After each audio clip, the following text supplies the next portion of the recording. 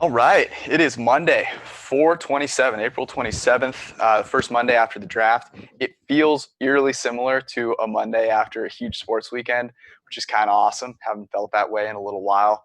This is the PFF Forecast. Thanks for tuning in. We've got some fun stuff today. So we're going to obviously overview the draft.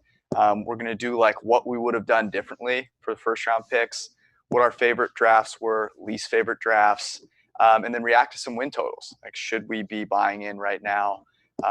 What are some players and picks that Matt really liked? You're writing a great article on that, so we'll talk about that. And then apparently you have some ideas for how we can get through sports desert, and I'm excited for that. Yeah, let's rock. And I'm really into days. I even forgot to say that. That's bad. It's all good. All right, let's get to it. So just like big picture takeaway, everyone's takeaway this morning is like how awesome the draft was in terms of the technology working and all that stuff.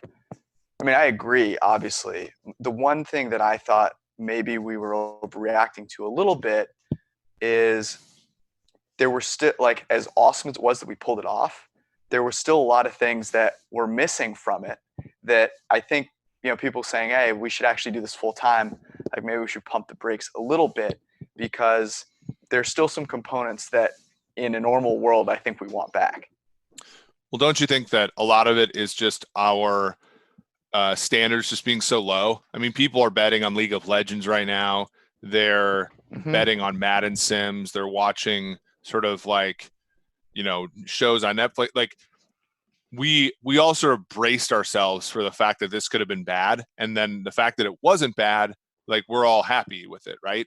And I think to maybe, the NFL will hopefully see this and say, well, maybe, fans aren't going to react all that poorly to a season without fans, for example, because our standards will be so low. But season to season, this is probably not the way to do it, despite it being, kind of fun as a diversion from what we're currently going through as a country. Yeah. Yeah, I feel like whenever you go through situations like this, you learn a lot, right? So you have to try things you wouldn't normally try. And because of that, you might pick up on a few pieces that are great. Like, you don't want to rerun the whole thing. I don't imagine that Roger Goodell in his basement is optimal, and you want fans obviously to be able to go enjoy the draft. One thing that I would consider keeping, though, is how do you make the teams more human? Because that, to me, was the most exciting part of this whole thing. It was seeing the differences in the GMs and the coaches' houses from team to team. I thought Belichick's dog sitting at the table was one of the best moments of the weekend.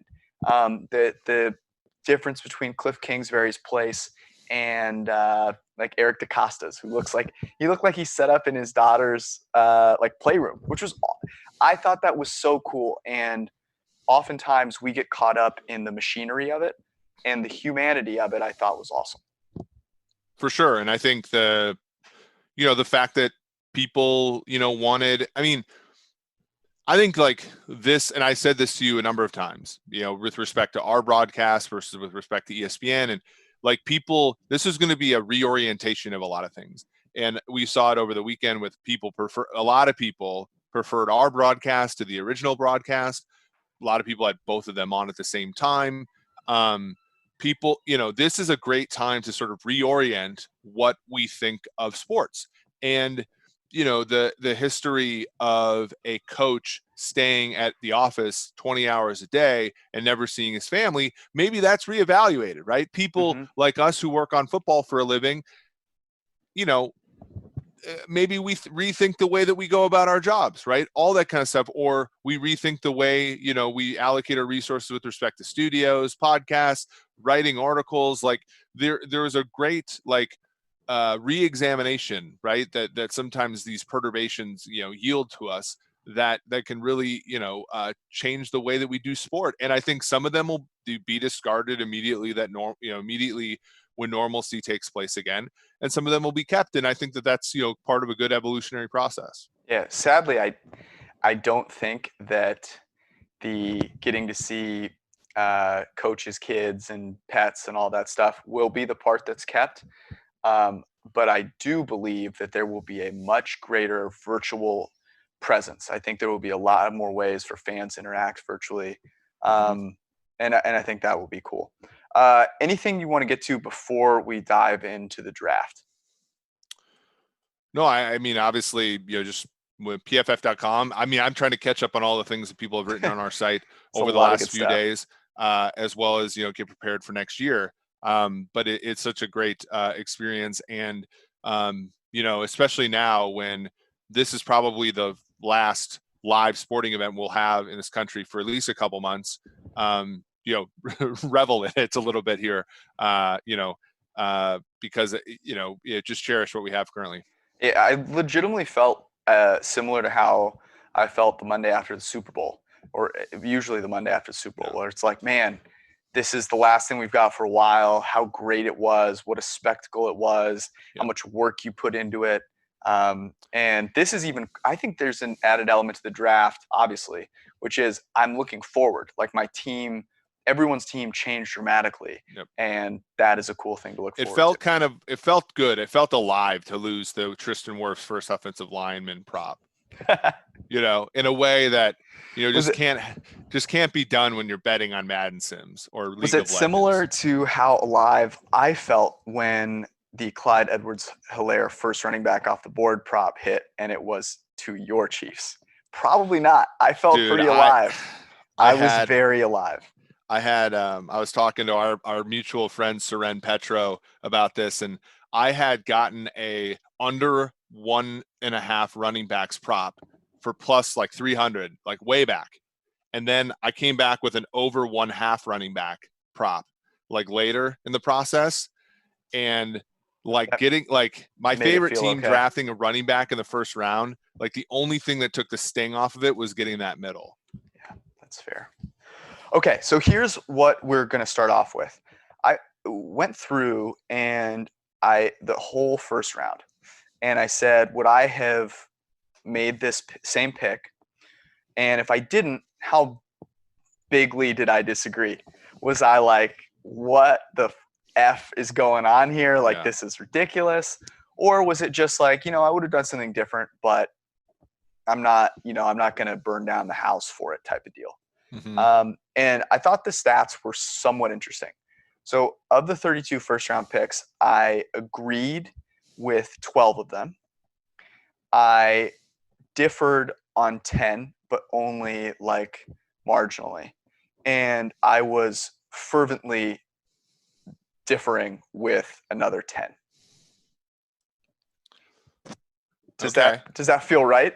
It does. I mean, the issue, and we saw this in our friend Peter King's article this morning, is like for me, almost every pick I would have been like, well, I would have traded back, right? But assuming that you can't no trade backs, I sort of had a similar distribution as you.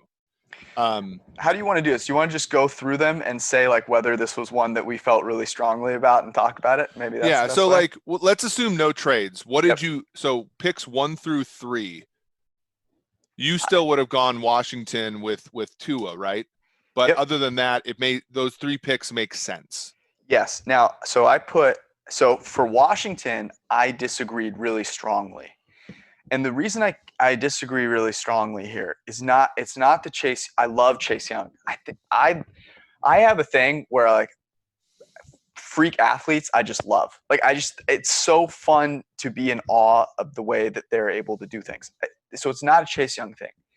It's a when are you ever going to have the second pick again thing? And you only get so many shots to take a quarterback in that spot.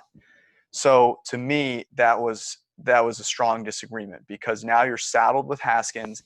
And the tough thing is you're also saddled with probably a really good edge player. And the other thing for me that makes the pick so bad. Who you're paying a ton. Yeah. Well, not only that, but the thing that for me makes the pick so difficult to handle if I'm a Washington Redskins fan is the fact that the only way that you were going to outdraft the rest of the 3 teams in your division was to take a QB. Because everywhere else, I mean, Washington or the New York Giants lapped you, the Dallas Cowboys lapped you twice, and the Philadelphia Eagles lapped you twice. So That's a And great there was point. really nothing for you to do at that number 2 spot that would have prevented any of that other than taking a quarterback and saying, yeah, we know that you guys are stacked, but look at this. If one of these 2 quarterbacks ends up to be really good, right, then there's a good chance we have the best quarterback in the division because Dak is okay, Wentz is okay, but often injured, and Daniel Jones probably isn't that good. So, Yep. like, that was the only chance that you had, and now you're firmly the worst team in your division. And like the delta between you and the other 3 teams got bigger. Correct. So, and there was only one way to mitigate that, and that was to take So Tua. so then I go to number 3, and I went back and forth. So I wanted to disagree with this strongly because the Lions should have called the Dolphins bluff. They should have. And the worst case scenario is you're stuck with Tua. Like, boo-hoo. Like, that's a fantastic place to be in. Either you get them to offer you what you wanted originally, which is a boatload of picks, because they realize, like, the shock that must have gone through the Dolphins, it would have gone through the Dolphins organization if they had taken Tua. I think they would have panicked, to be perfectly honest with you. And the worst case scenario is you have Tua. There's, again, the Lions have a, I think, lower chance of getting a top 3 pick than the Redskins do next year. And so you only get this chance once. Now, you always have the opportunity to go up and get your guy, but you get to double that opportunity because you already have Tua there. So I would have taken Tua. I mean, the Packers took a quarterback. Like, they have Aaron Rodgers. So if you have trouble taking a quarterback and you have Matt Stafford, I have a hard time with that. That being said, Jeff Okudah is great. Yep. Yeah. So we get to number 4 here. Now, we like Thomas. The numbers, like once you did all the combine and stuff, we were a little bit lower on him. But if you would not have taken the combine into consideration, he would have been our best offensive line prospect. Now, again, trading back, all that kind of stuff out the window, I kind of like this pick. Mm-hmm. Yep, I didn't. This was one that I did not have an issue with. I would have made a different pick, but I didn't have an issue with it. Same with Tua, right, at 5. Yep, Tua was fantastic. Now, the Chargers at 6, you would have taken Derek Brown, I'm guessing. So I was rewatching our podcast from Thursday night when I got you on the DeAndre Swift. I was like, there's a lot of good players left. There's Michael Pittman, Laviska Shenault, DeAndre Swift. You're like, yeah. And I'm just like already half asleep. So these are 2 that I put WTF and highlighted in red for the Chargers and the Panthers, because first off, with Herbert, the accuracy simply wasn't there for him to be a top 10, much less like even first round quarterback.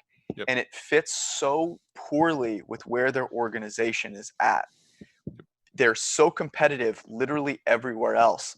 And I keep bringing this up, but like, you could have had Jameis Winston and any player you wanted, right? CeeDee Lamb, Tristan Wirfs, Isaiah Simmons.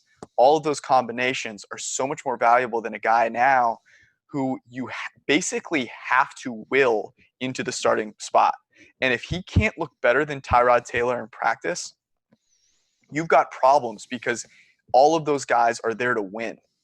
Yeah, well, and that's the issue. We were talking, I was in a discussion the other day about Clyde Edwards-Helaire, and like, oh, Andy Reid's too smart to throw him the ball or hand him the ball to. It's just like, well, some of these decisions are not made by the coach, right? After the GM and the owner stick their neck out for a player, like Tyrod could outperform Herbert in training camp, but Herbert's probably going to start at some point just because the owner's going to be like, look, we stuck our neck out for this player, and what the heck, right? And so I think that's also part of the risk here of taking him. It's not as simple as saying, well, if he's not the best player, then we're going to go ahead and play the best player. You're going to play him, and there's a significant downside to playing him because he's not very good at this point. With Derek Brown, it's tough because it's like, I'm not trying to be the negative guy here who is hating on people. It's a position thing. It is you are a run stuffing interior defender And as awesome as that is, that you're a big dude doing that, the 7th overall pick should be a guy that has a chance to. I think of it this way: like if you have a top 10 pick, the player you take at the upper end of at their distribution, like if they reach their ceiling, they should be jumping your team into the next tier of teams. And Derek Brown, by virtue of what he does, is not going to do that. Yeah, I mean, we're barely going to notice him next year, unfortunately, and he that's, could be great. That's not his fault. And we bet, like, here's the thing that I want to sort of impart. There are people who watch the NFL on a weekly basis who have no clue who Aaron Donald is. If there was not a Pro Football Focus, Aaron Donald would not have been noticed until the season he had 20 sacks. And he is the shining light of what Derek Brown could be at some, like, he's the best that Derek Brown could be. And he was barely noticeable because the Rams, A, didn't win any games, and B, he played at a pretty nondescript position. And to me, if Derek Brown is 80% of Aaron Donald, he's awesome. He's going to be a great player, but no one's going to, like, it's not going to move the needle at all in the perception of the team. And I just don't, like, that to me is what I don't get. It's like, I just don't get it. And, you know, they could have taken Isaiah Simmons here. They could have taken a wide receiver here. I mean, to compete in the NFC South, the idea that a run-stuffing defensive tackle is what it takes, to me, is blasphemous at this point. So I have a question for you. Would you have, if you were the Panthers and you were given two choices, you could either take Jordan Love or Derek Brown, who would you have taken? Wow.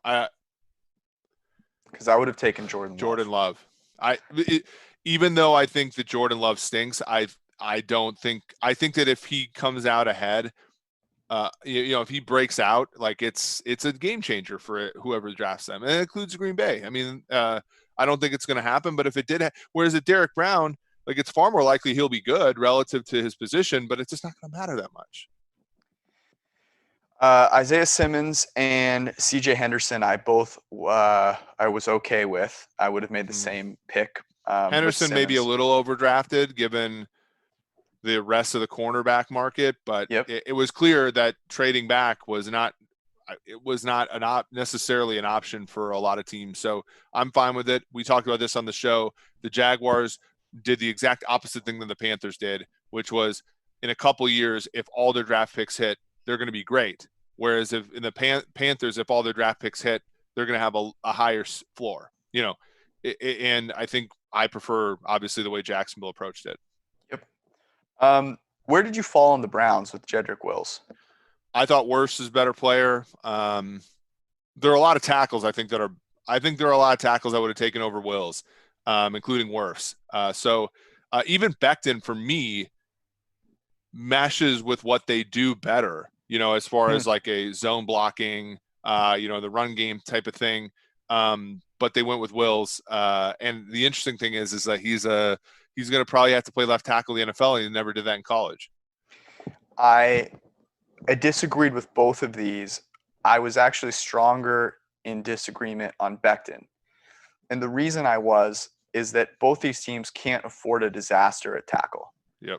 This is the thing that the reason that tackles don't generate as much value as people think is that they determine less of the pressure rate than people believe, right? Pressure rate is determined in large part by the quarterback. And the second thing is that being average is fine. It's being terrible that you can't afford. And Becton, to me, has higher variance. So if you're saying which one of these, like, was the safer choice, and that's what it should be when you're taking a tackle, it was Wills. The Becton one, like, you look at the guys that were still there, like Tristan Wirfs. I'm so much more confident that Tristan Wirfs is at least going to be average. Yeah. And maybe Becton ends up being better. Maybe he ends up being Tyron Smith. Great. But, like, it still matters that you don't take the risk of him being bad. So, well, the other part of the Jets pick that's an atrocity is that they didn't get a wide receiver. The best wide receivers are on the board, and they decided to go. And the Sam Darnold era in New York is going to be too ambiguous to figure out anything about him, which is the tragedy of the New York Jets currently. That was the other thing, right? Like CeeDee Lamb's sitting there, Jerry Jeudy sitting there, Henry and Ruggs is Henry sitting Ruggs there. is Even sitting if you there. wanted to go off the wall a little bit, like the Raiders didn't take Ruggs, like he was there. So I didn't have a problem with the Raiders. I didn't have a problem with the Bucks. I differed on the Niners, but it wasn't. This is different. I can't put a WTF here. I can't go like what the fuck are you doing? Because at least they value the bright parts of interior defensive line. Like they took a physical beast who is going to be able to rush the passer effectively, and they traded DeForest Buckner for him. So like those two things going into it, I was able to not like put it on my really, really bad list. I still would have made a different pick, right? I would have gone CeeDee Lamb or Jerry Jeudy there. Yeah, I mean the Niners getting their pick of the probably the consensus two best wide receivers in the draft, and then deciding to go with Kinlaw was pretty predictable, after the fact, but also not a great decision. Think about what the narrative would be if the Niners came out of this with Ayuk and Lamb, or Ayuk and Jeudy. It would be very. I don't think their defensive projection changes much, to be honest with you. I agree, because you can get. Well, I mean, Jordan Elliott fell super far. There were defensive interior players that were available, and I understand that they're not Kinlaw, but we misjudge the difference between elite and average for defensive interior and for wide receiver. Like, yep. Our projection for CeeDee Lamb is 4 times what it is for, Javon Kinlaw, right? Like, yeah, it's on. The hard part is the 49ers. We talked about this pre-draft, right? And this is why, I even would have went corner at 13 before I would have went defensive lineman.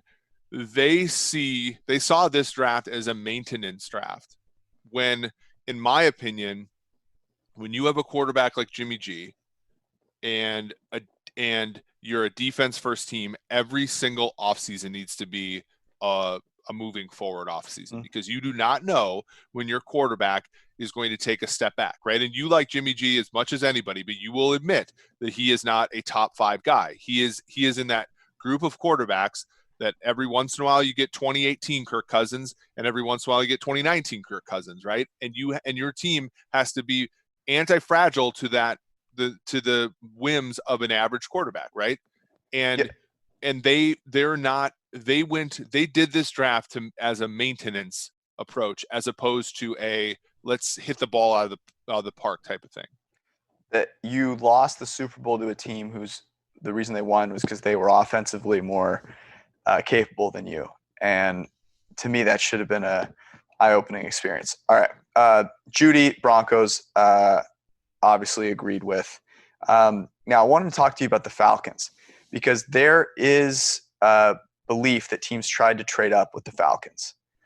And I don't know if that's true or not, but there are 2 reasons that I disagree with this. And I don't disagree with it very strongly, but CeeDee Lamb's still there and trade back are still there. Both of those options I actually think are pretty preferable, like decisively preferable to AJ Terrell. And I'm curious if you agree or not.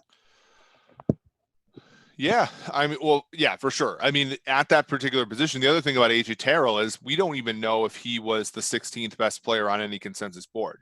I like Atlanta's approach to trying to make their secondary better. We talked about this on the show the other day. If Keanu Neal, Ricardo Allen, and company all stay healthy, they could be good in the back end. And this really helps them there. And that's really where they've sucked in recent seasons. But Calvin Ridley's no sure thing. Julio is great, but we've seen the limitations of just having him in the past. They lost Austin Hooper, and their offensive line is kind of whatever. So having another receiver that can get open quickly, Matt Ryan doesn't handle pressure very well. He doesn't move around the pocket very well. It could have really helped them. That being said, I almost never will ding a team for taking a corner, much like Jacksonville, when you're trying to, sort of get better. My only issue is maybe Terrell was a little bit overdrafted. And I think teams wanted to move up for Lamb. I really do. I mean, we know the Cowboys got calls, right? Like, yeah, I mean, we were Right. And that's the thing. And so my question is did they value Terrell too much then? Because basically what they're saying is, no, we think this guy's worth this pick, which is almost never the case, right? It's almost never the case that this one guy, it's the endowment effect, right? Never, you're something that you currently carry is worth more to you than it would be on the open market, which is never the rational thing. CeeDee Lamb obviously agreed with. The Dolphins and the Raiders both got what the living H are you doing? The Dolphins, to me, it was like Austin Jackson, his PFF grade was in the mid-70s. And why are you taking a project at tackle when you just drafted Tua? And the Raiders did something more egregious than what the Falcons did. They miscast, they misvalued Damon Arnette for his toughness, maybe, where in the first round, like, you need to be taking blue chip guys, and they didn't do that. Yeah. This is, again, another one where you think of, like, we ascribe brilliance to these teams, really good, and, Miami, great job waiting back, great job fooling the whole, country that you're going to take Herbert, and then you get Tua, and then they come back and take Austin Jackson here when plenty of players, better than him are available. So it's just another example of these teams are kind of swimming around and making, Markovian decisions, and these two were bad ones. The Arnett one was interesting because, we often talk about age, right? And having it explained on the air, I thought was great by Mike and Austin, where they're saying, look, if you're 23 years old and you're just average at Ohio State, like, that is an advantage that you will not have at the NFL level. Mm-hmm. And so, like, how much better can you get? It doesn't mean he can't, but it does show a decent amount of issues there, and why age should be a part of any projection model. That's a great point. What about Chason at 20 to the Jaguars? My issue with Chason is that, well, he didn't project that well, right? And so you're making this, like, Daniil Hunterian sort of, like, hey, let's project him here, but there's so much difference there. And Hunter went to the Vikings, who, like, the Vikings, I give them a lot of shit, but they're a really good franchise at a lot of things. Hunter was, unproductive. They took him in the third round, not the first round. They made him sit on the bench for 2 years, and then he became one of the best defensive ends in football. He also has longer arms. He's also, like, got to play with Everson Griffin, who had almost the exact same career arc. Like, Chason's going to Jacksonville, and he doesn't get any of these advantages, and yet we draft him 2 rounds higher and give him that sort of lofty expectation. I have a hard time seeing him hit that. But if he does, the Jags will have 2 really good defensive players out of this draft, probably. Yes, I disagreed with this. I felt like it was a Yannick Ngakoue pick. Mm-hmm. Like, we're getting rid of Ngakoue, so we have to make this pick. Which is a bad way to draft, folks. It's not, especially when you're a bad team. It's not an intelligent. I mean, with Rager, Jefferson still there, Pittman as well. They ended up taking Chenault, which was one of my favorite picks, but I disagree with that one. Rager and Jefferson, I agreed with. Yep. I have a what in the living hell are you doing for the Chargers at 23 with Kenneth Murray? And this isn't just about Kenneth Murray. They traded up, right? They gave up, was it like 34? And they didn't pick until day 3 after this pick. Yeah, I think it was 34 and 71, 35 and 71. And to trade up those 2 players, like, there's a really good chance that just one of those players randomly selected in those spots is better than Kenneth Murray, or that Kenneth Murray is still available at one of those 2 spots. And then there's a whole nother player tacked onto it, right? Like, the chances of you winning that trade are so low. I think it was below 40% for the Chargers to win that trade. And it's really hard, since we've, redone this, it's really hard to lose a trade 60% of the time. So, my hat's off to the Patriots here for doing what they seemingly always do. But the Chargers were had here, and I can't look at a team like the Chargers and think to myself, okay, everything that went wrong last year, linebacker is where the problem is solved. I can't see that. And Murray being that linebacker just doesn't make any sense to me. Yep. And then I disagreed with, like, the next 4 picks. So Cesar Ruiz, I would have done differently. Brandon Ayuk, obviously, I just wouldn't have traded up for. I don't have a problem like with actually taking him there when you're Yeah. there. Jordan Love, I obviously would have done differently. I wouldn't have traded up. And Jordan Brooks, I would not have taken a linebacker. Did you see that tweet that said if Jordan Brooks had run the 3-cone and short shuttle in at the combine, he would have been taken before. He'd have been taken in the first half of the first round. So apparently we're just missing out information that Seattle gleaned from something. Apparently, I still have trouble taking a linebacker there when you play too many linebackers to begin with. Like Patrick Queen, and then I disagreed with Isaiah Wilson pretty dramatically because he's probably a guard. Any of those that you want to comment on? Yeah, I mean, somebody, I was on the radio just recently, and they were like, the Ravens had a great draft. And I agree that the Ravens got some really good players late, James Prochet, Geno Stone, but they also got, running back in the second round. And this Queen pick, okay, I get it. They were bad. Like, the Ravens are always this, like, great example team. First 4 weeks of the season, they're 2-2. They're really struggling where? They're struggling to stop the run. They're struggling in coverage in the middle of the field. And they were able to rectify it by trading for a corner, right? Using Brandon Carr and Chuck Clark and the other safeties kind of more differently, right? And they signed LJ Ford off the street, and I believe it was Josh Bynes off the street.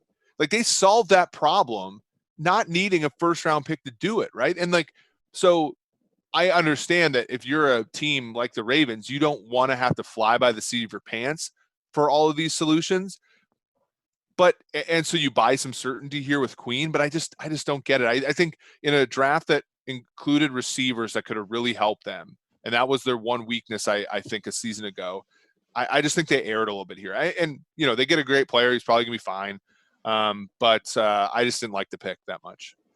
Well, it was, I think, compounded by going running back next.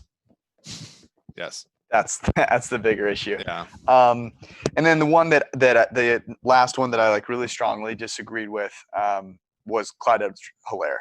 And this video has been shared a bunch of times now. It's Brett Veach talking about how a guy like Helaire takes you from ending up in second and, like, I think he said 7 or 8 to second and 2 or 3. And so I think what he's trying to say. It's just a poor way to try and say it, right? Which is like, this running back is going to make the difference of like 6 to 7 yards per attempt, right? Like, that's obviously ridiculous. The bigger issue I think here, though, is the idea that, so I believe what he's trying to say is there's going to be a handful of plays a game where we're going to run the ball on first down or dump it off to a running back. And in those situations, we believe Helaire, is going to take 1 or 2 of those plays and turn them from a 2-yard gain into an 8-yard gain. And that's fine. That's great. But there are a lot of other, like, kind of side effects that come along with that, giving him more carries in general. The issue of saying, well, if I see him do it once, I think he'll do it again. And then, throwing it to him again, right? Like, all of these things compound themselves. And then not to mention that we overestimate how much of that is on Helaire himself. Like, a lot of it is just the scheme itself. Yeah, I've said this. I mean, if they use Clyde Edwards-Helaire the same way that they use Damian Williams, I have no doubt that their offense is going to be better than it was a season ago.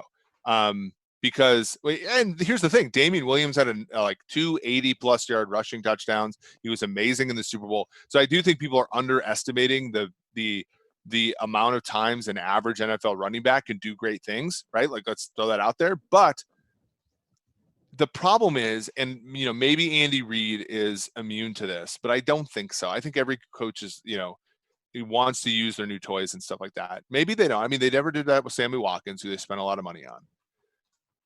If they increase their early down run percentage, or they increase the amount of times they give the ball to the back, as opposed to giving the ball to their already brilliant wide receivers and tight end, that is going to be a net negative for the team. No matter who the running back is, if it's Christian McCaffrey, if it's Clyde Edwards-Helaire, if it's Zeke, if it's Damian Williams, it's just going to have a negative effect on the team. And to me, that's the part of this pick. Additionally, the fact that he wasn't even the best running back on the board, according to the betting markets, the fact that the Chiefs, could have easily gotten him, I think, in the second round via trade up or something like that. Like, all that aside, like, the fact that they're going to try to use him too much is going to be, I think, the negative part of this pick. It just, it reeks to me of being too confident that you are where you are and nothing can knock you down. And you win the Super Bowl and you feel kind of invincible. And it's like anything that I add is just gravy on top. And it's like stuff happens and your team is not going to, you just shouldn't expect it to be as good as it was the season before. And you kind of always want to think about, how do I reload in the places that mean the most? And so this is certainly not it, because it just doesn't mean that much, like, in the grand scheme of things. And it also is getting way more popular praise because of the whole fantasy angle to it. Yeah, which, that's really it. like that, I think if it weren't for that, people would be much, much more willing to, to downgrade it. In general, I just feel as though there were a lot of running backs taken early in the second round as well. And it felt like everyone was just spending their day trying to rationalize why those picks were made. And I think I think we probably have not done as good of a job, and a lot of people along with us have not done as good of a job of being understanding and trying to explain why that's a poor pick, because you keep getting blowback. But at the same time, people spending their entire day trying to rationalize why this was a smart pick is a little frustrating. Yeah, well, and it's the same thing with the Sony Michel pick a season ago. Same thing with, everything. The Ravens too. Like, this idea that every single decision that's made by a, smart coach, smart franchise, the smart is silly. And there may be things that we don't understand about the running back position, but I really doubt the sort of qualitative conclusion that, you can get a running back anywhere. Now, this draft, it was less true, probably because so many teams got a running back in the second round. But year after, there's tons of teams that forewent that decision and ended up getting great value in the draft at other positions. So, yeah, I don't know, man. At the same time, I do think the running back discussion is a tired one, right? Yes. So I try to stay away from it, but it's too easy sometimes, and it really sort of we just don't get it, I think, as a community.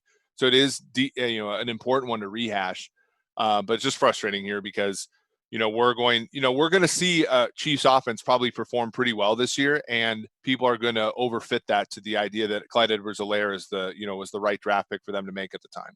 Oh, absolutely. Who would you have taken there at 32? There's I would have taken, man. McKinney? Let me look at some of these. So Pittman would have been a good one for them because he's unlike any receiver the Chiefs have.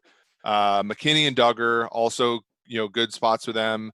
I wouldn't even been upset with Ross Blacklock, who's a good player. Obviously Chenault, Delpit, Winfield. There's a ton of players that could have helped the Chiefs right away and probably added more over what they were sort of getting at the current positions. So that would have been my take.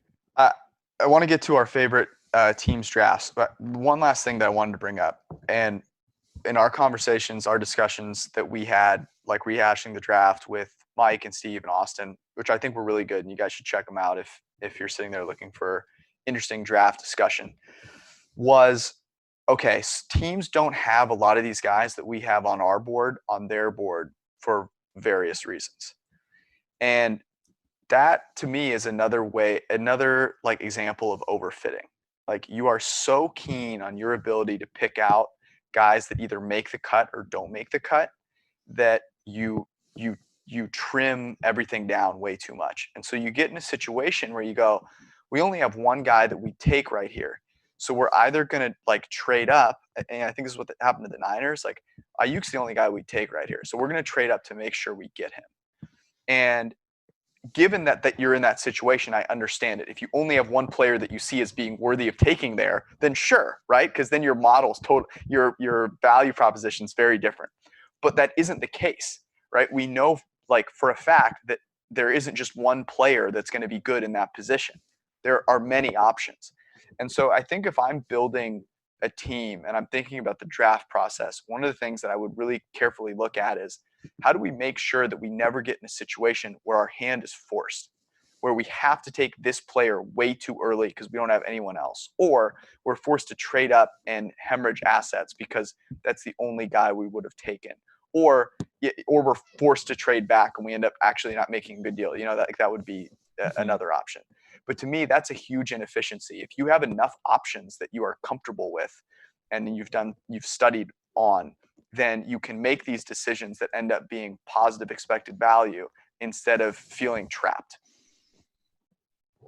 100%. And we know that, basically player N and player N plus one in a draft basically yield the same value.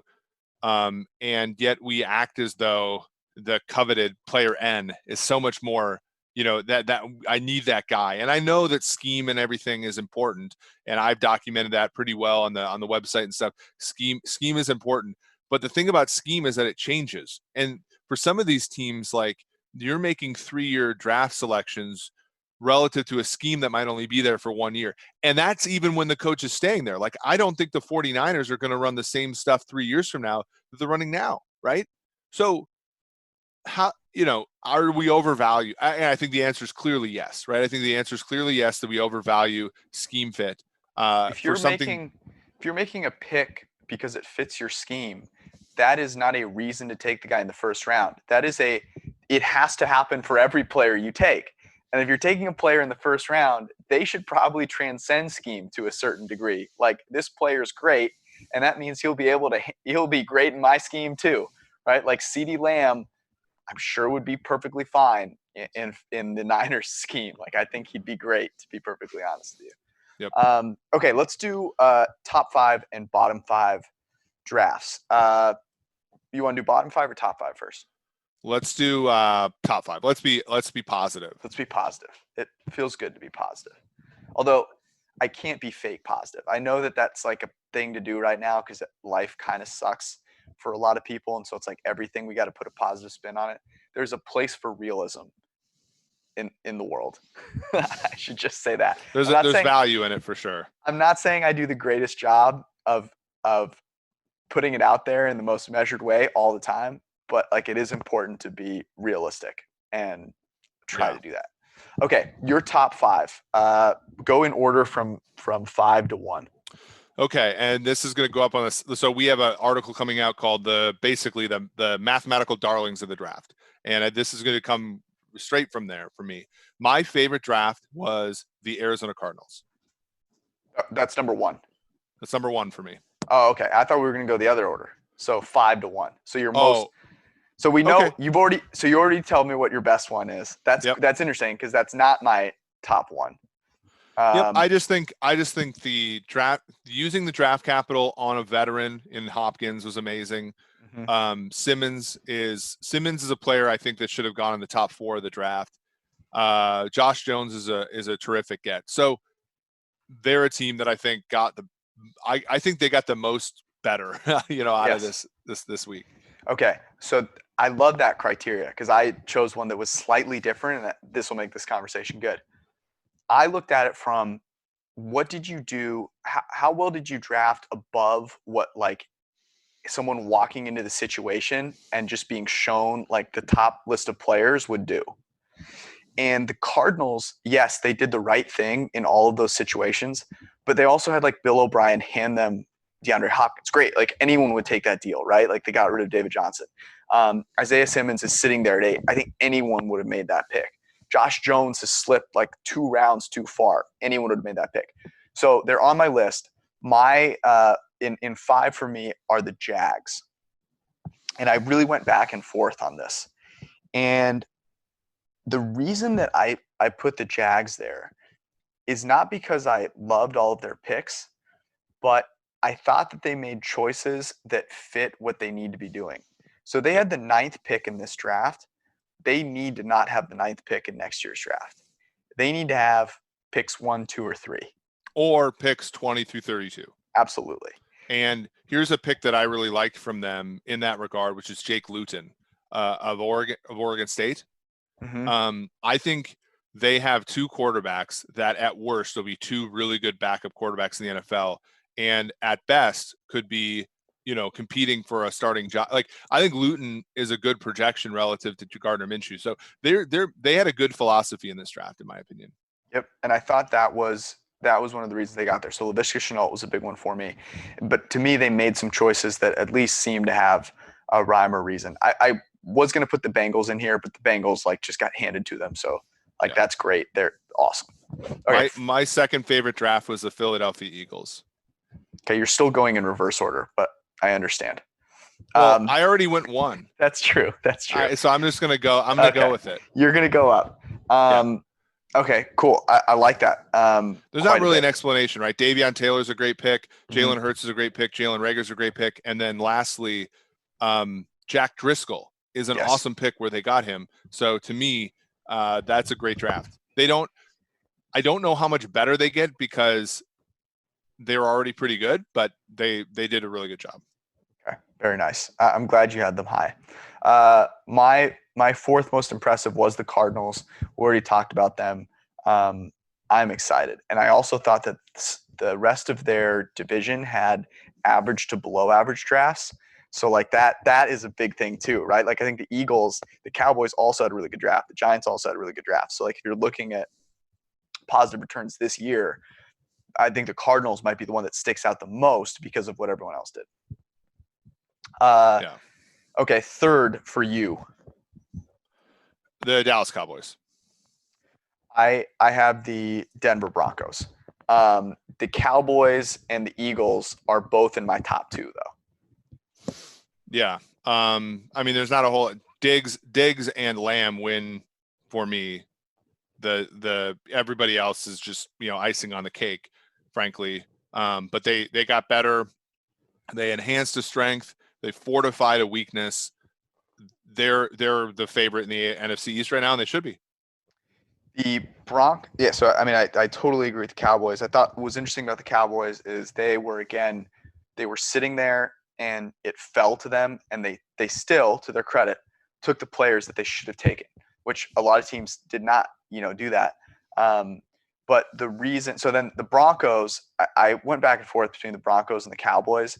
The Eagles ended up being my favorite draft, and the reason that I thought the Eagles beat both those teams out was they made picks that I don't think every Joe off the street would have made. I think in round 1, I think a lot of people and I think a lot of fans would have been much more happy with Justin Jefferson. I thought Reagor was 100% the right pick. Jalen Reagor brings speed. He brings an element to that offense they just simply haven't had. His athleticism was in the 100th percentile for us. The guy is an athletic freak. And they found value in a place that, the common – I listened to a podcast this weekend where the 2 people they didn't know how to pronounce Jalen Reagor's name. People don't know who this guy is. And to me, that was fantastic. And then Hurts is the same thing. People would not have made that pick. It showed a level of study and detail that most teams don't have. Jalen Hurts was a phenomenal college quarterback. And if he can be a serviceable backup for Carson Wentz, then it's certainly worth that pick. If he can be added as a gadget on offense, certainly worth that pick. And then every other pick from there on out addressed versatility on defense and speed in the receiving core on offense. And to me, that is perfect. That was exactly what they needed to do. And they went above the kind of common man, common knowledge thing to make it happen. Yep. Okay. So my 4th favorite draft is going to be, let me look at the New York Giants. So another NFC East team. I can get on board with that. The reason the Giants didn't make mine, and maybe they should have, was that I didn't feel as though they addressed the number one way to help Daniel Jones, which is receiver. Yeah, Right. I mean, that's the big one. But you could look at Darius Slayton. You can look at obviously Golden Tate and Shepard, and then the tight end Evan Ingram. They do have weapons, so I can see where they come from. But you and I totally would have taken a receiver. Yep. So, and who was your fifth favorite? the Denver Broncos. Okay. So and the reason, and the only reason that I think is because I think Denver had less.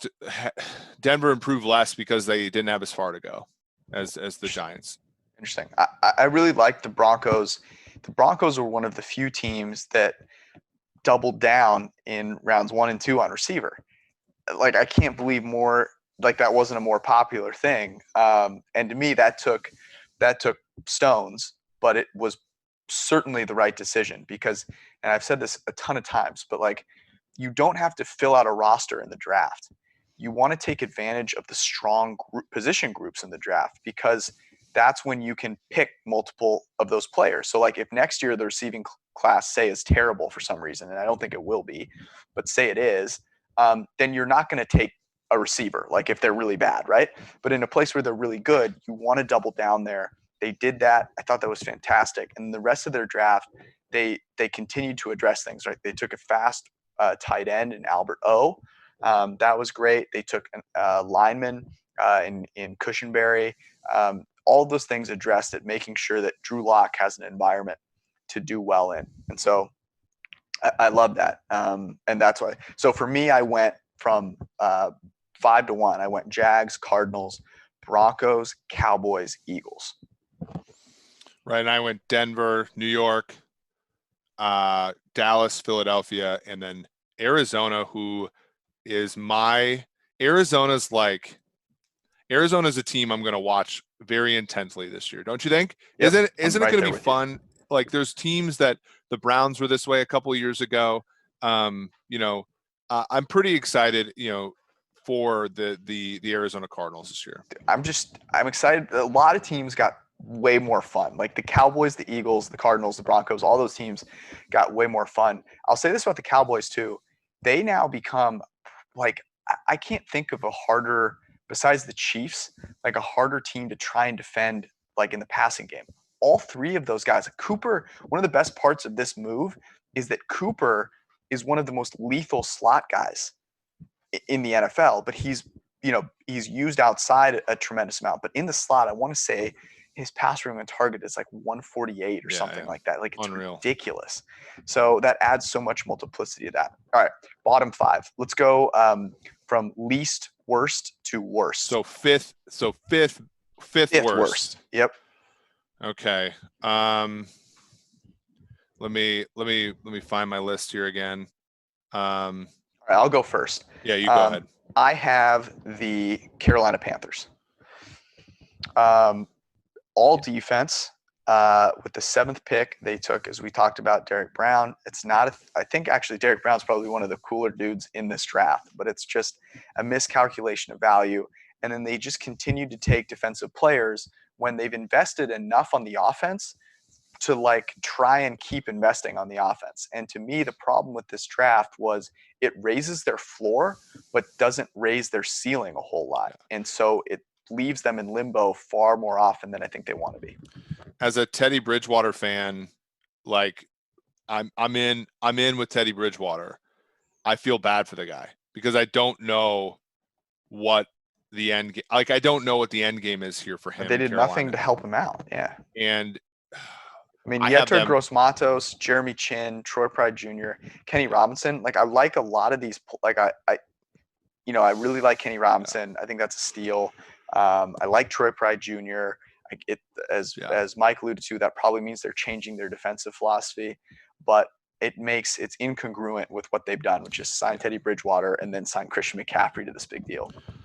I'm going to go the 5th worst team, and I hate saying this, but it's my Kansas City Chiefs. I do not like the Hilaire pick, even though I think he'll be great. I think the Willie Gay pick makes a lot of sense, but they would have been out of this group had they not traded a 2021 6th-round pick to move back into the 7th round to take Bo Peep Keys, a defensive back from Tulane.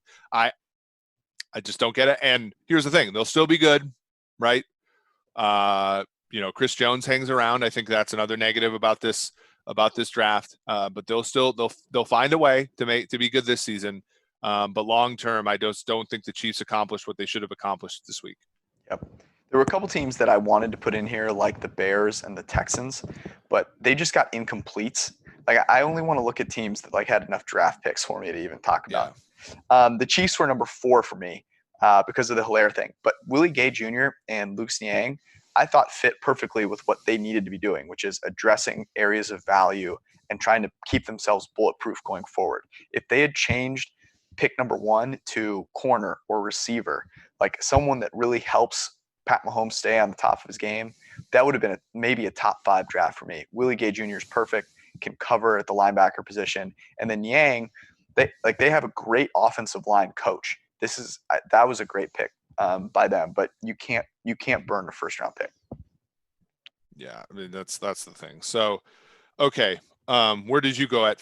So you went already at 5. So what's your 4th? I went the Chiefs. So I went Panthers and then Chiefs. Okay, Chiefs. All right, and then for me, I actually left the Panthers off because I like some of their later picks. Mm-hmm. My 4th least favorite draft was the New Orleans Saints. Oh, interesting. I got on board with the Saints a little bit because I convinced myself that Cesar Ruiz fits the win now mentality. I don't like the collection of moving up, trading future picks, moving back in, and then having your top players be like interior players. Like I can't do it. They drafted Eric McCoy last year. I think got a great value for him relative to the Vikings with Garrett Bradbury in round 1. But I just didn't like how they approached this draft. And they did get a couple trade backs that sort of salvaged a little bit. But ultimately it just, wasn't my thing. Yep. I can get on board with that. 3rd worst, I went with the Rams. The fact that the Rams have so many issues and they took a running back and then a like older receiver in round 3 with Van Jefferson was just like mystifying to me. The Cam Akers pick was just, I couldn't believe it. Like you have traded away so much of this capital. You literally drafted Darrell Henderson last year and you can't take a project on the offensive line. I mean, Josh Jones was available, right? When Cam Akers was picked, I think. So yeah, that one was inexplicable to me. I could see the Rams, unless Sean McVay pulls a rabbit out of his head, to quote Witten, like this could be a bad year for them. Yeah, I don't hate that. I'm going to go with the Seattle Seahawks as the 3rd worst draft. They did draft a lot of interior. They drafted linemen late, and then they went on and cut, some of their veteran players on the interior of the offensive line. Mm-hmm. Despite the fact that this is a year where I think continuity probably matters more than anything. And picking a player in Jordan Brooks at 27 just makes 0 sense to me. And then their 2nd pick, which I believe was a trade up for Darrell Taylor, made even less sense. Yeah. So to me, they did the least with the most here. That's actually one that I probably should have put on here, and I did not. My 2nd worst were the Chargers. Kind of like I feel as though they panicked with Herbert at 6, and then the trade up, the combination of those 2 things, I thought resulted in adding less value than you could have possibly imagined with having the 6th pick and then those 2 other picks. And they ended up with 2 players who I can't see them making that big of a difference this year. So it's the Chargers for me. Okay. And I'm the same, and I think we're both going to have the same last place team, which is the Green Bay Packers. The Green Bay Packers. Yeah, there's a bigger difference for me between the Packers and the Chargers than there is between, I think, the Chargers and just about any team. Mm-hmm. I cannot understand. I really am. If you just took the Packers picks and erased them, 2 things. I don't know if the team is better or worse. And then secondarily, I don't know how many of those players are still available now today. Yeah. Slash in like the 5th or 6th round. I mean, the thing, yeah, the thing that I don't get is constantly, sort of overfitting to why you didn't make the Super Bowl last year, when in reality the reason you didn't make the Super Bowl is just you weren't that good. I mean, you were a 9-7, 10-6 team.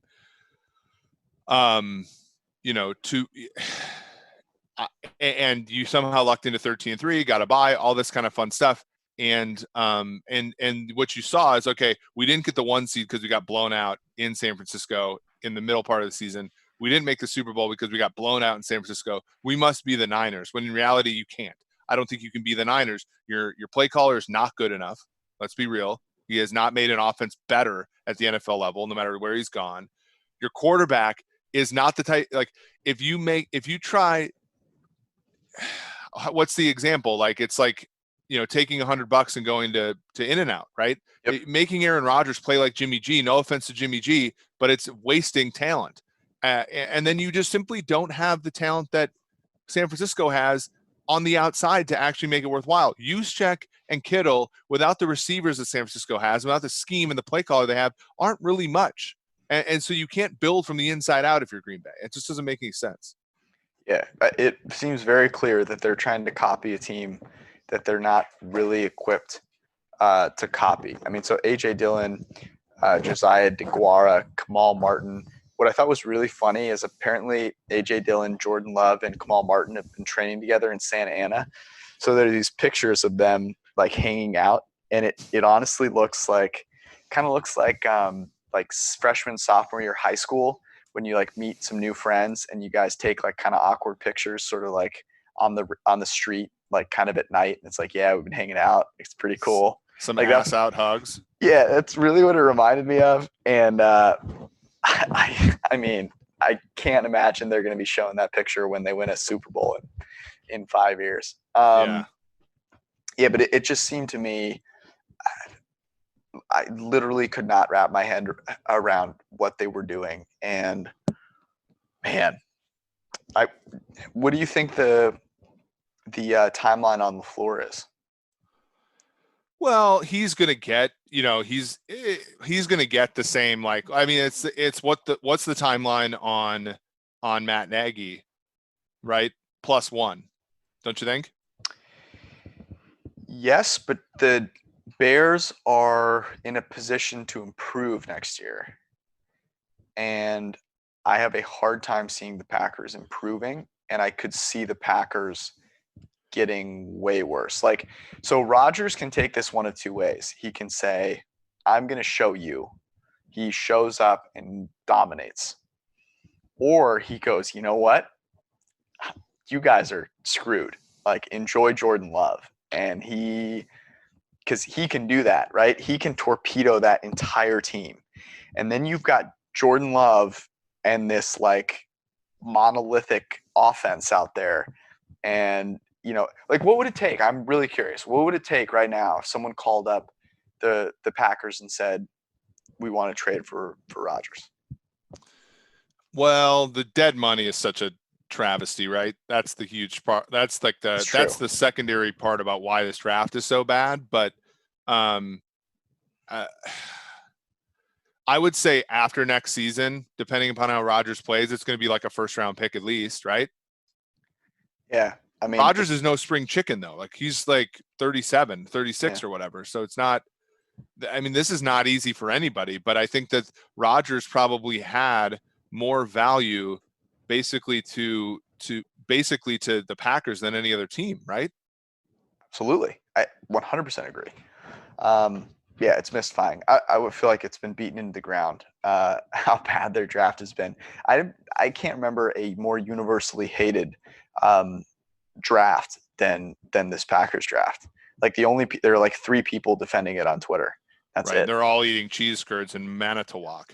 So, oh man, yeah, it's brutal. All right, let's get into let's quickly go over draft props. How did you do? Well, so personally, I had a couple that we didn't print that didn't do poorly. It did poorly. So I don't know. I think I probably broke even, maybe a little bit of a loser this week. But okay, the ones that we put up on the site. So Ben Brown, our colleague who does a great job, he posted 4 of them about 2 months ago, and they went 3-1. He had Ruggs under 15.5. Mm-hmm. He had Swift over 28.5. And then he had Mims under 33.5, which was somewhat of a sweat because he was picked at 33. And then the one that he had as a loser was Wirfs first offensive lineman, which I think was probably the best bet out of all 3 of these or 4 of these, but it just didn't hit. So Ruggs under 15.5 was. Yeah, he got it at plus 108, which giving the way that it closed was pretty good. And then on Friday, we printed out a few of picks and we talked about them on the prop show brought to you by FanDuel. We had Indianapolis takes a wide receiver, which was plus 125. We had New England takes a safety, which is plus 400, and Jalen Johnson, the first cornerback taken, which is plus 300. So all of those were plus price and hit. And the ones that we lost, I still feel good about. Kmet over 43.5. He was drafted at 43. Cleveland as the first offensive lineman taken at plus 155. He was the first tackle taken, but not the first O-line taken. There was an interior player taken a little bit earlier. And then Jonathan Taylor, the first running back, was plus 260. That didn't really have a chance as the Lions swiftly took DeAndre of Georgia. I mean, that was incredible. So it was a fun time. I mean, honestly, I thought we had a pretty good gauge on the whole thing. We had an article about Reagor going plus 160 in the first round. That one was pretty good. Talked about Ruggs and sort of the evolution of his prop, which is great. And then Simmons, I think Simmons was the one that was sort of the under was the good play, and then the over was the good play, and he ended up going over. So I had one more, and I'm blanking. Clyde Edwards-Helaire, first running back taken. I got that at 600, plus 600. And I also had Ruggs, first wide receiver taken at, I think, close to the same price. I bet it multiple times. So I came out, I did really well. I basically just listened to, you, and then the big loser that I had was Wirfs. Like I bought into the Wirfs when it was transitioning from Wills to Wirfs at the favorite to be 4. I scooped up a ton of Wirfs, and then so the Thomas pick was good for PFF, but bad ultimately for my bankroll in that sense. Yeah, that's the worst. The Wirfs, yeah. Man, maybe I need more sleep. That was bad. What do we think? Really okay, let's talk about win totals here. Yes. Okay, and we're putting up an article kind of going through all of them. Bet Online has them all for basically every single team. What's one, to me, I find there's one win total that is a complete and utter trap. And I want to see if you can guess it. Complete trap. Ooh.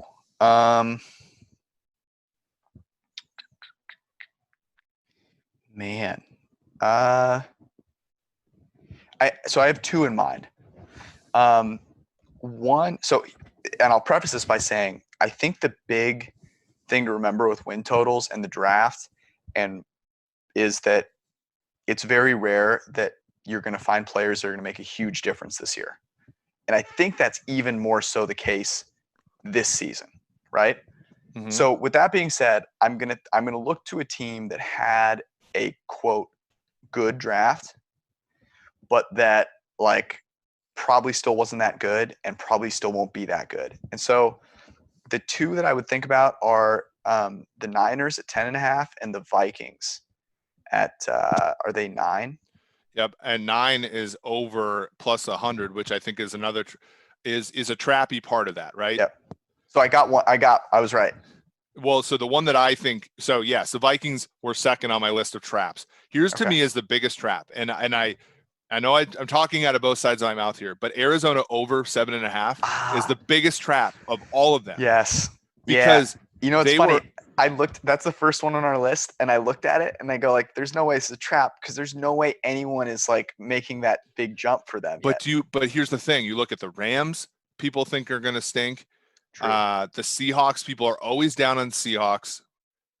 Niners, I think people think that they'll regress, and Arizona's had a great offseason. This is a 2-win improvement from the total last year, and basically to get an over, you need a 3-win improvement from last year. That's just way too much in a division as tough as the NFC West. So I'm not betting under because I don't want to see like, I don't want to root against this young team that like is ascending, but I'm not, there's no way in hell any of my real dollars are going on this over here.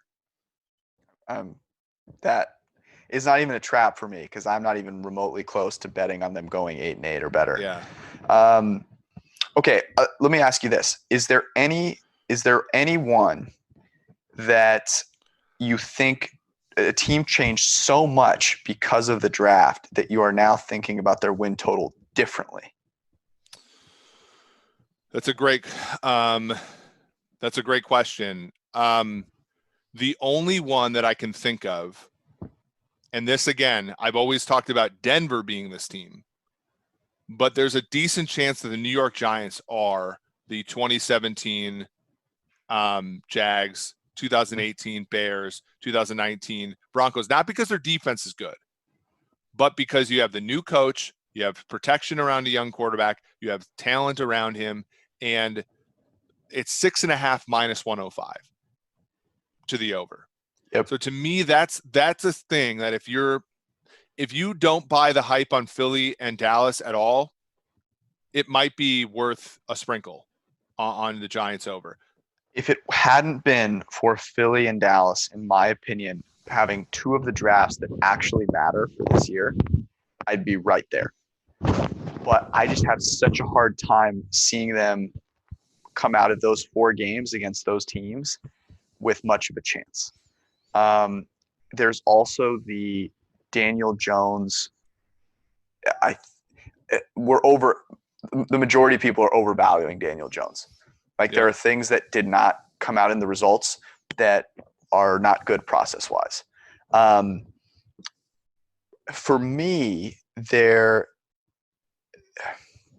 is one that that I think is kind of glaring here, and that's the Chargers. I could just see this going so poorly. And the Broncos, I thought the Broncos improved so much. Yeah. And the Chargers are at 7.5, and the under is plus 105. There is a really good shot that this just goes terribly for football in Los Angeles, like really bad, and that the Chargers are in real bad shape. I mean, if they go 7-9 this year, that's like, with Herbert, if Herbert's starting, they're doing better than 7-9. Right. I put given the talent level of that team, I don't know if I can go under, but I certainly am not getting over when there's a huge chance that Justin Herbert's going to start a decent number of those games. If this number was 8.5, I bury it under. You know what I mean? Yep. The thing about it is the Raiders might suck and the Denver Broncos might suck, and the Chargers have enough talent to sort of like weasel their way to 8 wins. Even if they're like the most annoying team in football, like they have been for like the past 5 years. I'm with you there. So the Green Bay Packers are 9.5, but the under is minus 135. This is one where when I look at the division, I'm just not going to. The under's too pricey for me with Aaron Rodgers, pissed off in a bad division. I don't think that 10 wins is not that hard to get. For teams like that. If it was more like minus 110, I'd probably take it though.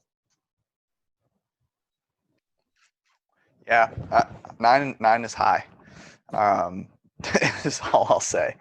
Like, man. I mean, they're going to win 10 games this year with what they just did. Yeah, I think, but this issue is long term, right? This is a long term ramification problem for them as opposed to a short term horribleness, in my estimation. Are you in any way tempted by Baltimore and Kansas City unders? I think Baltimore's under is a good play. Kansas City is at plus 105. Yeah, I mean, the thing is there's so much more that can go wrong for these teams that can go right for these teams. So they might just be a blind bet for me, both to the under, given just historically how win totals work. The last one that I had earmarked were the Cincinnati Bengals at 5.5. Yep. They get Joe Burrow, they get Jonah Williams, they get T. Higgins. To me, that's such a huge improvement there. The only thing that gives me pause is how tough I think that division is. Yeah, that's the hard part. To me, you're hoping that they can squeak out a win against the Browns, squeak out a win against, the Pittsburgh Steelers, then they're on their way. But that's really hard. I mean, again, maybe let the market come in and bet under a little bit so you can maybe get this at an even 100. But last season they were a 6-win team if you gave them half of a win for every loss by a score or less. You add Joe Burrow, he's about 1.5 wins over what they had last season if you count the Ryan Finley games. So they are fundamentally better than this 5.5 here. It'll be interesting to see if they can actually hit on that, given the rest of the division likely improved, other than the Ravens, who can only go down. All right, I think we should save the rest for the article. What do you think? Yep, let's do it. All right. Last but not least, what are you going to do to pass the time after this week is over? Man, I mean, we have so many cool projects, at PFF. I mean, just working with all the data we have and working with great people. That's going to be most of it, right? I mean, but like you're still, the nice thing about it is you don't have to pull like close to all-nighters anymore. So theoretically, you have this time that from 10 to midnight, where you have a little more flexibility. Watch a little bit of, I mean, my wife and I have been watching The Newsroom. We've been watching some, shows and stuff while I've been working. Hopefully I'll get to pay more attention here. I would say, but from the pod's perspective, without much to lead in on, right? Like, we don't even know when the season is going to start. I mean, our hope is that it starts on time and all that kind of stuff. But I think, unless there's a huge blowback to this, I mean, we're going to be probably doing a lot of interviews of people,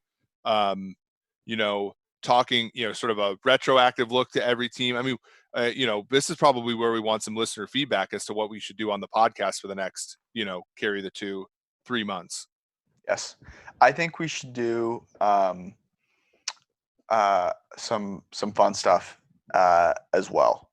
Make fun of ourselves. That would be good. That I'm betting Madden Sims. Yes. And I'm all for it. I mean, any and all ideas would be great. We did the kind of rewatchable thing with games last year.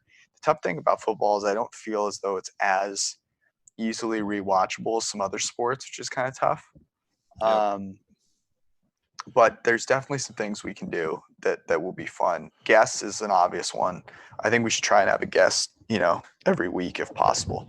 Well, another thing that we could certainly do is take a look back historically at some of the, the data oddities and some, and some educational aspects of it would be cool, talking about sort of our processes, because, as we mature as a company, we're going to be, I think, a little bit more on the teaching other people football type of thing. So, all those ideas I think are good, because we certainly have time. And I think people, as we've found out over the past couple months, people are thirsty for football, and, especially without other sports to sort of quench the thirst. We're going to have to be there for people as they follow the sport they love. So send us any ideas. Hit either of us up on Twitter, and we'll try and make it happen. We appreciate you guys hanging out and listening. Go read all the great content that's on pff.com. There's a bunch. Eric is writing a ton of it. It's fantastic.